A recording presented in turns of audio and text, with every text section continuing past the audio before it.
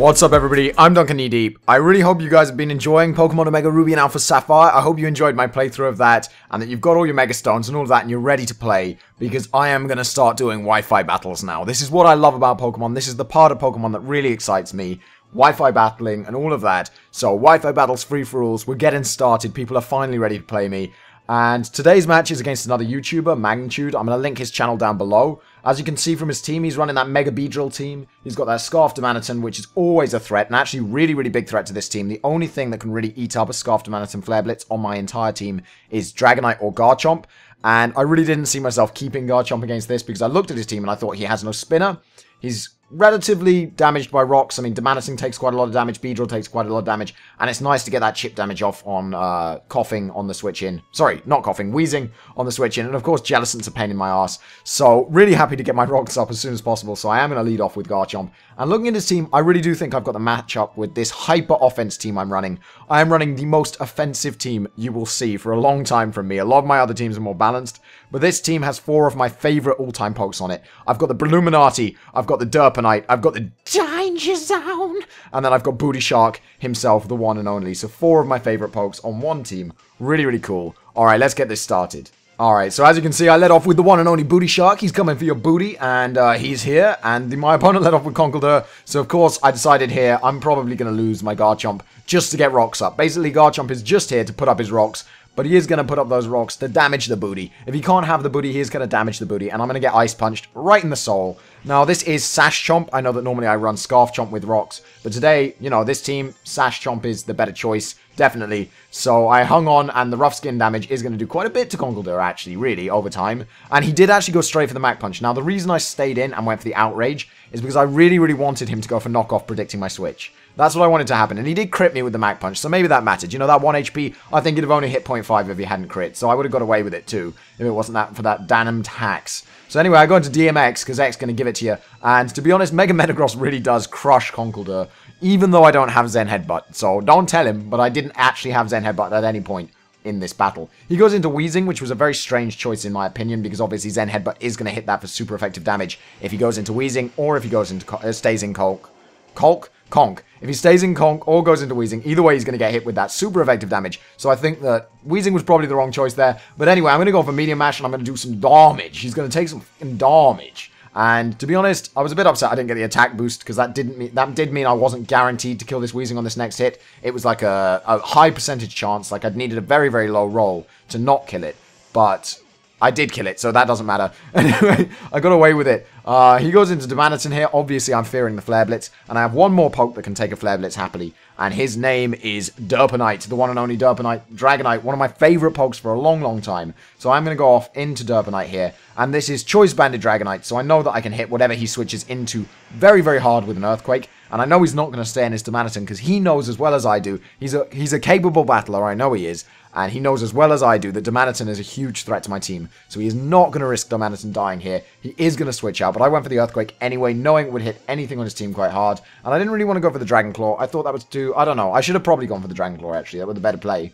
But it doesn't matter. I went for the Earthquake. And as you can see, it did loads of damage to this Jellicent. It is going to be able to pick up the 2-hit KO. Now, Jellicent is almost always specially defensive, so I'm not too surprised by that. And I am going to hit him with another Earthquake and kill off this Jellicent. So that's quite a happy circumstance here going on. I've taken out 2 pokes. I've done a lot of damage to a lot of pokes. I'm quite happy with my situation here. Anyway, he goes into Beedrill, and I have 2 choices here. I can take a lot of damage on my Dragonite and probably live, and then kill him with the Earthquake. Or I can switch out and switch into Danger Zone, threaten out his Beedrill, kill something later on. But I really did decide to switch into Danger Zone. Now, the reason for this was that I was a bit nervous of that Beedrill having something that I didn't know Beedrill got, or something like that. I'm very new to these Megas, obviously. I haven't played many Mega Beedrills, even on the ORAS ladder on Showdown, so I didn't really know what to expect from it, and switching a Beedrill into a Dragonite, I thought he knew something I didn't, so I didn't want to risk anything. Turns out he actually just went for the X-Scissor, so I could have stayed in, Earthquaked, and killed him quite easily, but I also needed to preserve my Dragonite to take another Flare Blitz from the Domaniton if necessary. So, if necessary, that Dragonite needed to be able to take a Flare Blitz and then Extreme Speed to kill the Domaniton. Anyway, he goes out into Azelf, thinking that it's going to eat up this Thunderbolt, but unfortunately for him, I am Choice Specs. I am Choice Specs Danger Zone. Lots of choice on this team. I've got Choice Band, I've got the Choice Specs. I'm choosing, all the time choosing, and that's why Booty Shark isn't Choice Scarf as well. I think that'd be a bit too much choice.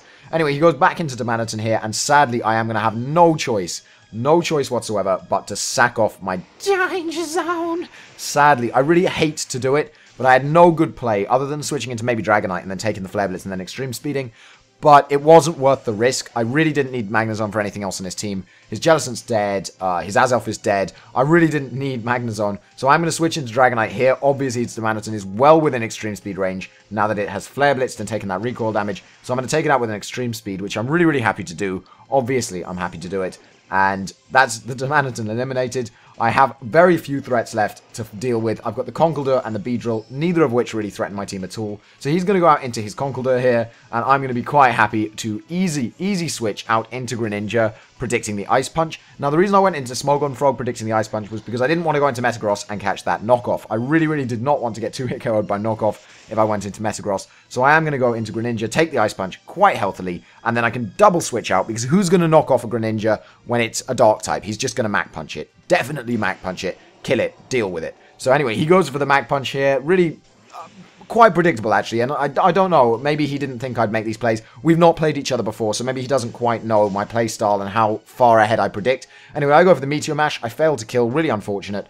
But I am going to kill him with the next one, despite his Drain Punch. He knows that, I know that, so of course he is going to go for Mach Punch this turn, just to get off a little bit of extra damage. He wants me to take some damage. And here it is. I took some damage, but I am eating it up. I'm going to hit him with this Meteor Mash one more time, really hoping for that attack boost, really, because I just want to see it. At this point, I don't need it, I just want to see it. Anyway, I do get the attack boost from the Conkeldurr, and that is going to allow me to easily kill the Beedrill with a Bullet Punch. Obviously, I'd have killed it without the attack boost, because it is a Beedrill, and it has taken 50% damage from Stealth Rocks from switching in twice, because it is doubly weak to Stealth Rocks due to that bug typing. So I'm going to hit him with a Bullet Punch. Of course that's going to kill. This is a Mega Metagross. He is not to be messed with. And X going to give it to you. So there you go, guys. That's how powerful Mega Metagross is. That's the threat of Mega Metagross on a super hyper offense team. I didn't even have to use Illuminati, which is a bit of a shame, but, you know, he always had that backup Focus Sash Spore. So anyway, I hope you enjoyed this video. If you did, please remember to click that like button. I will be back tomorrow with a free-for-all, 100% guaranteed. I promise you guys, I will bringing you an ORAS free-for-all tomorrow. Remember to click that like button, because although I don't run like goals, it really does help me out if you click it, and it only takes half a second. And I will see you guys tomorrow with that free-for-all.